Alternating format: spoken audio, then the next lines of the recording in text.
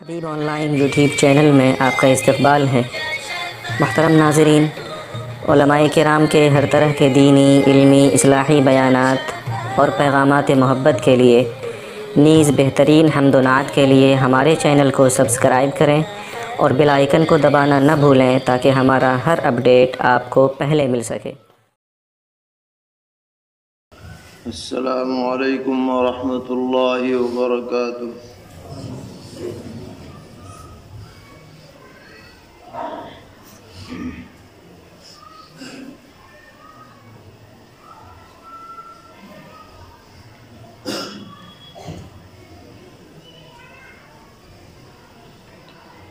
الحمد للہ رب العالمین، اشہد ان لا الہ الا اللہ وحدہ لا شریک لہ، واشہد ان سیدنا ومولانا محمدا عبدہ ورسولہ، صلی اللہ تبارک وتعالی علیہ وعلی آلہ واصحابہ وذریاتہ اجمعین۔ اما بعد فعن النواس بن سمعان رضی اللہ تعالی عنہ قال سألت رسول الله صلى الله تعالى عليه وسلم عن البر والإثم، فقال النبي صلى الله تعالى عليه وسلم البر حسن الخلق، والإثم ما حاك في صدرك وكرهت أن يطلع عليه الناس، أو كما قال عليه الصلاة والسلام۔ محترم بھائیوں اور بزرگوں، حضرات صحابہ کرام رضی اللہ تعالی عنہم کا پوری امت پر بہت بڑا احسان ہے کہ انہوں نے موقع بموقع سرور عالم صلی اللہ تعالی علیہ وسلم سے بہت ہی قیمتی اور ضروری سوالات فرمائے، اور پیغمبر علیہ الصلاۃ والسلام نے ان کا جو جواب مرحمت فرمایا وہ قیامت تک آنے والے اہل ایمان کے لیے نہایت قیمتی اور نفع بخش ہے۔ انہی سوالوں میں سے ایک سوال ہے جو عام طور پر کسی بھی مسلمان کے ذہن میں آ سکتا ہے کہ بھئی یہ بتایا جائے کہ نیکی کیا اپنے اندر کیا تعریف رکھتی ہے اور گناہ کا اطلاق کس چیز پر ہوتا ہے، تاکہ نیکی کا پتہ چلے تو آدمی اس پر عمل کرے اور گناہ کا پتہ چلے تو گناہ سے بچنے کی کوشش کرے۔ اور جب یہ دو باتیں کسی بھی مسلمان میں جمع ہو جائیں گی تو وہ انشاءاللہ دنیا آخرت میں فلاح یاب ہو جائے گا، کامیاب ہو جائے گا، کہ نیکی کرنے والا بن جائے اور گناہ سے بچنے والا بن جائے۔ اور ہر انسان کو انہی دو باتوں کی کوشش کرنی چاہیے۔ اب ایک نیکی تو وہ ہے جسے سب لوگ نیکی سمجھتے ہیں، کوئی شک نہیں۔ مثلا نماز پڑھنا سب جانتے ہیں کہ بھئی نیکی کا کام ہے، نماز پڑھ رہا ہے یہ نیکی کر رہا ہے۔ قرآن پاک کوئی آدمی پڑھے تو بھی سب سمجھ جائیں گے کہ بھئی بڑا اچھا کام کر رہا ہے، نیکی کا کام کر رہا ہے۔ کوئی آدمی تسبیح لے کے بیٹھ جائے، سبحان اللہ، الحمدللہ، درود شریف، استغفار، تو کسی کو شک شبہ نہیں ہوگا کہ یہ نیکی نہیں ہے۔ سب جانتے ہیں اللہ کا نام لینا نیکی کی بات ہے۔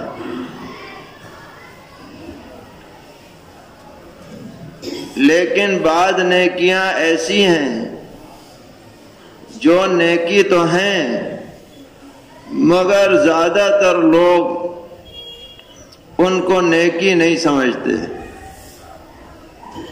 یا ان کو وہ اہمیت نہیں دیتے کہ جو دینی چاہیے۔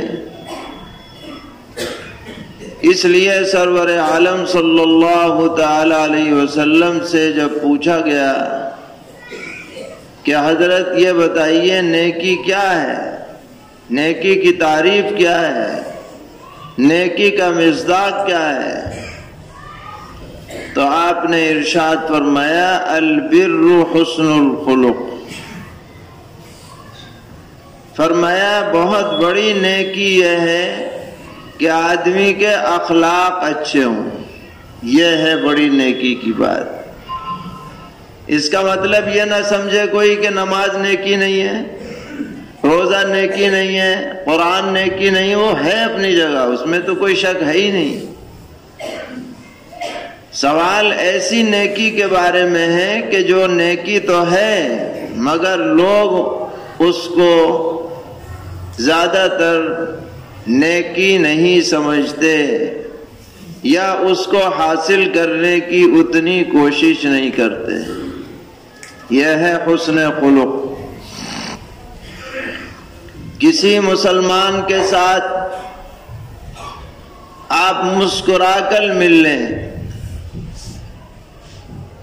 بظاہر یہ معمولی بات ہے، لیکن اگر آپ کے اس عمل سے سامنے والے کا دل خوش ہو جائے تو دل بدست آور کے حج اکبرس، کسی مسلمان کا دل خوش کرنا یہ حج اکبر کے درجے کی چیز ہے، معمولی چیز نہیں۔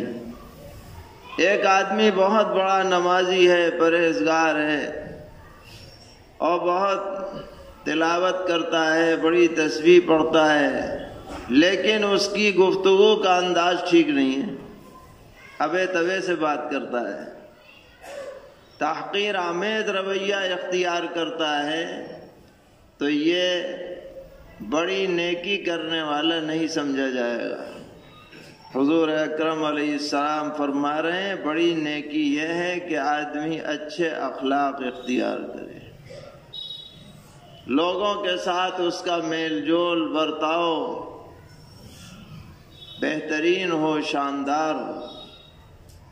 یہ بھی دین کا ایک اہم حصہ ہے۔ سرور عالم صلی اللہ تعالی علیہ وسلم سے پوچھا گیا کہ سب سے زیادہ جنت میں داخلے کی مستحق بنانے والی صفات کیا ہیں جس سے آدمی کو جنت میں جانے کا پروانہ ملے گا؟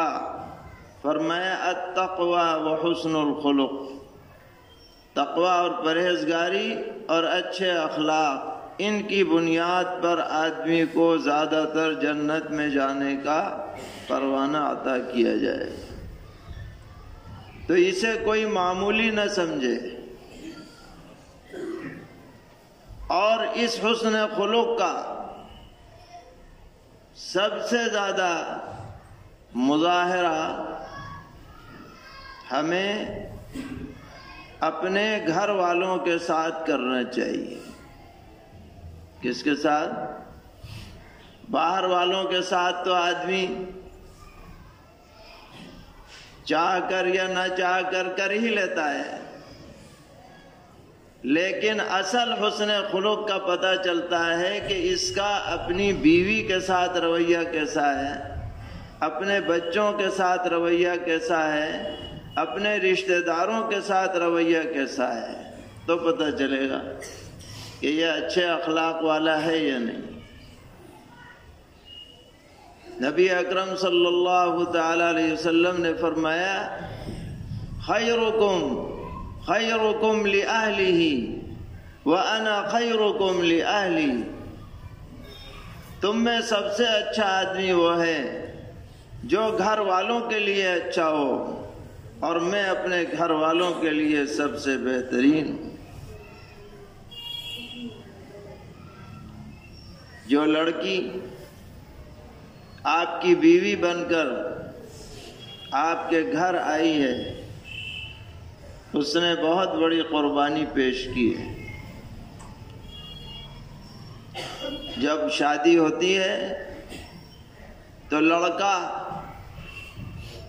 کوئی خاص قربانی پیش نہیں کرتا، ساری قربانی لڑکی کی طرف سے ہوتی ہے۔ لڑکا تو اپنے گھر ہے، اپنے ماں باپ کے پاس ہے، اپنے وطن میں ہے، اپنے رشتہ داروں میں ہے۔ یہ لڑکی آپ کی خاطر اپنے ماں باپ کو چھوڑ کے آ رہی ہے، بھائی بہنوں کو چھوڑ کے آ رہی ہے، رشتہ داروں کو چھوڑ کے آ رہی ہے، اپنے وطن کو چھوڑ کے آ رہی ہے۔ جس گھر میں پلی بڑھی جوان ہوئی اس گھر کی در و دیوار کو چھوڑ کر کے آ رہی ہے، اور جب یہ ڈولی اٹھ رہی ہے تو ماں باپ کے دل سے پوچھو کہ کیا دل کا ٹکڑا ان کا نکل کر کے جا رہا ہے۔ یہ آپ کے گھر سب قربانی دے کے آئی ہے، اور آپ سارا غصہ گرمی اسی پہ اتار رہے ہیں۔ غصہ کسی پہ آ رہا ہے، بیوی پہ اتر رہا ہے، ذرا ذرا سی بات پہ پکڑی جا رہی ہے۔ نمک کم ہو گیا تو، نمک زیادہ ہو گیا تو، بھوننے میں کمی رہ گئی تو، وقت پر کھانے میں دیر ہو گئی تو صلواتیں سنائی جا رہی ہیں۔ ساری مردانگی اس صنف نازک پہ اتاری جا رہی ہے۔ یہ آدمی چاہے کتنا بڑا نمازی پرہیزگار ہو، اگر اس کا رویہ بیوی کے ساتھ اچھا نہیں ہے تو یہ نیکی کرنے والا نہیں سمجھا جا سکتا۔ سب سے اچھا آدمی وہ ہے جو اپنے گھر والوں کے ساتھ اچھا برتاؤ کرے۔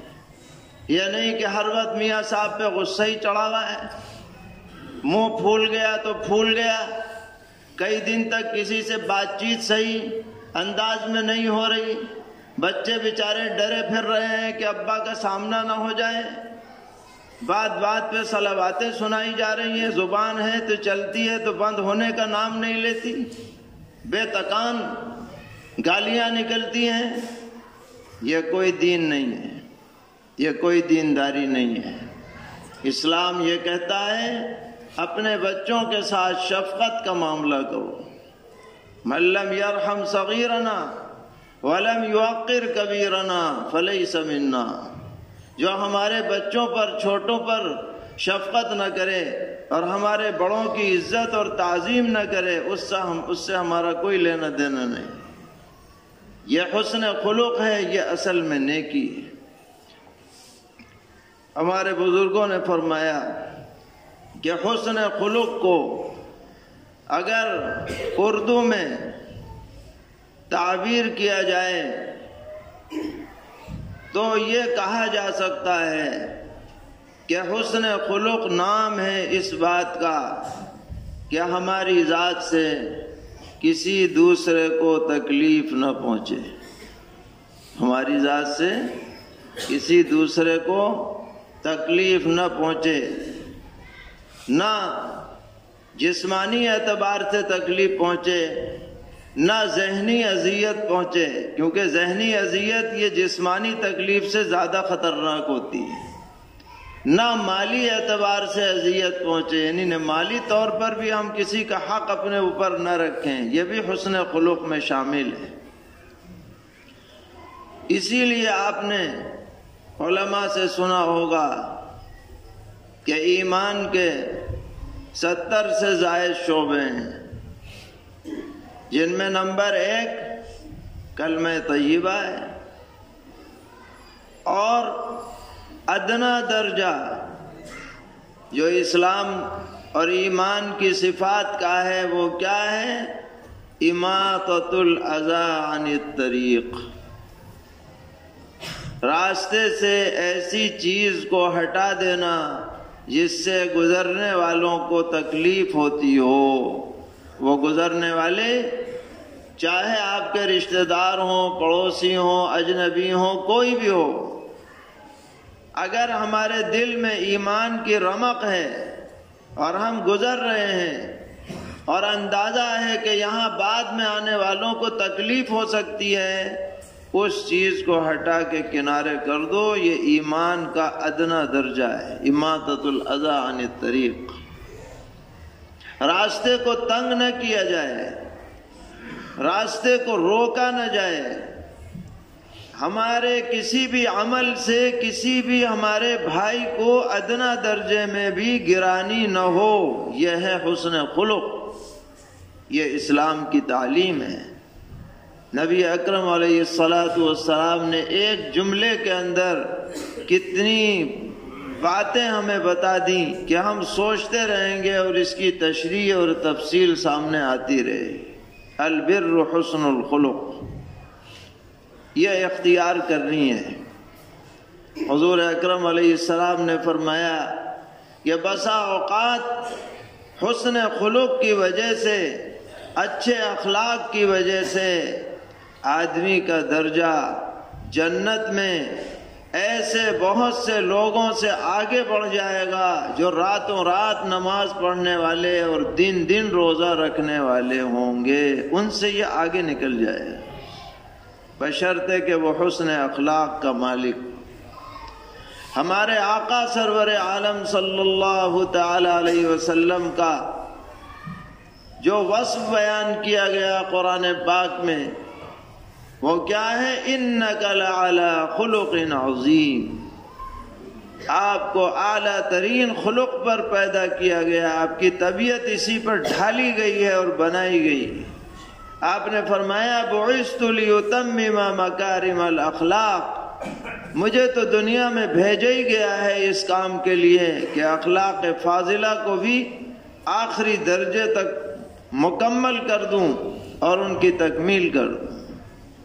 تو ہمارے اندر بھی یہ صفت ہو، اس میں کوئی کمی ہو تو اس کو دور کرنے کا عزم اور ارادہ کیا جائے۔ اللہ تعالی ہم سب کو توفیق عطا فرمائے۔ اس کے بعد پھر سوال ہوا گناہ وہ کیا ہے، اس کی کیا تعریف ہے؟ تو اب بعض گناہ ایسے ہیں جن کا گناہ ہونا سب کو پتہ ہے، کوئی شک نہیں۔ شراب پینا گناہ ہے، خنزیر کھانا گناہ ہے، مردار کھانا گناہ ہے، سود لینا گناہ ہے، رشوت دینا لینا گناہ ہے، جوا سٹا کھیلنا گناہ ہے۔ بتائیے سب کو پتہ ہے یا نہیں؟ سب جانتے ہیں۔ لیکن بعض ایسے بھی گناہ ہیں جن کے گناہ ہونے یا نہ ہونے میں شک ہو سکتا ہے۔ تو نبی اکرم علیہ الصلاۃ والسلام نے ایک بہترین پیمانہ ہمیں عطا کیا جو ہر مومن اپنے سامنے رکھ کر پہچان سکتا ہے کہ یہ عمل گناہ ہے یا نہیں۔ پیمانہ ہے، سب کو دے دیا۔ فرمایا الاسم ما حاک فی صدرک وکرہت ان یطلع علیہ الناس، گناہ یہ ہے جسے کرتے ہوئے تمہارے دل میں کھٹک پیدا ہو کہ بھئی یہ برا ہو گیا، یہ نہیں ہونا تھا، اور تم اس بات کو پسند نہ کرو کہ کوئی اس پر مطلع ہو جائے، کیونکہ گناہ آدمی چھپ کے کرنا چاہتا ہے، کسی کو پتہ نہ چلے۔ تو جہاں یہ دو باتیں پائی جائیں کہ دل مطمئن نہیں ہے اور تم یہ چاہتے ہو کہ تمہارا یہ جرم کسی کو پتہ نہ چلے، تمہارے اس عمل پر گھر والوں کو اطلاع نہ ہو، دوستوں کو اطلاع نہ ہو، کوئی آدمی مطلع نہ ہو، سمجھ لو کہ یہ گناہ ہے، یہ تمہیں نہیں کرنا چاہیے، اس سے تمہیں دور رہنا چاہیے۔ ایک حدیث میں فرمایا کہ گناہ وہ ہے جو تمہارا دل جس پر مطمئن نہ ہو اس سے بچو، وَلَوْ أَفْتَاكَ الْمُفْتُونَ، اگرچہ کوئی اسے جائز بھی قرار دے پھر بھی کھٹک والی بات کے قریب مت جاؤ۔ اس سے جب بچو گے تو تم حقیقت میں گناہ سے بچنے والے ہو جاؤ گے۔ اس لیے میرے بھائیوں ضرورت ہے کہ ہم یہ عزم اور ارادہ کرتے رہیں، بار بار کرتے رہیں کہ ہر ایسی بات سے کہ جس پر شریعت نے صراحتاً یا دلالتاً ممانعت فرمائی ہو اور جس پر ہمارا ضمیر مطمئن نہ ہو، ہم اس عمل کو نہ کریں، اس سے بچیں، اس سے دور رہیں، اس کے اسباب سے بھی اپنے کو بچانے کی کوشش کریں۔ اور اگر بالفرض کبھی ایسی کوئی حرکت ہو جائے، کیونکہ انسان کے ساتھ اس کا نفس بھی لگا ہوا ہے، شیطان بھی لگا ہوا ہے، وہ کوئی نہ کوئی کام غلط کروا دیتا ہے، تو جب تک نہ ہو تو رغبت دلاتا ہے، اور جب ہو جائے تو کہتا ہے کہ اب تو تیری خیر نہیں، اب تو پٹے ہی پٹے گا، بس اب تو تجھے جہنم میں جانا طے ہے۔ مایوسی پیدا کرتا ہے، گناہ کرنے سے پہلے ترغیب دیتا ہے، گناہ ہو جانے کے بعد مایوسی پیدا کرتا ہے کہ میاں اب جب تک موقع مل رہا ہے کرتے ہی رہو پھر۔ لیکن شریعت کیا کہتی ہے؟ گناہ سے بچو، ہر صورت بچو، پوری کوشش کرو کہ گناہ میں مبتلا نہ ہو، لیکن اگر ہو جاؤ تو رحمت خداوندی سے مایوس مت ہونا، فوراً توبہ کرو، دو چار آنسو ندامت کے بہاؤ، عزم اور ارادہ کرو کہ آئندہ اس کے قریب نہیں جاؤں گا، تو اللہ تبارک و تعالی ضرور معاف فرما دیں گے۔ گناہ کرنا اس سے بھی بچنا ہے، اور گناہ ہو جائے تو اب توبہ کا اہتمام کرنا ہے، یہ سچے مومن کی نشانی ہے۔ اللہ تعالی ہم سب کو نیکی کرنے والوں میں شامل فرمائے، اور اپنی ناراضگی، نافرمانی، سرکشی، چھوٹے بڑے ہر طرح کے گناہ سے اللہ تعالی ہم سب کی حفاظت فرمائیں، اس مجلس کو بھی قبول فرمائیں، اس پورے علاقے پر رحمتوں کا نزول فرمائیں، ہم سب کے لیے خیر اور عافیت کے فیصلے فرمائیں۔ وصلی اللہ تعالی علی خیر خلقہ محمد وآلہ وصحبہ اجمعین برحمتک یا ارحم الراحمین۔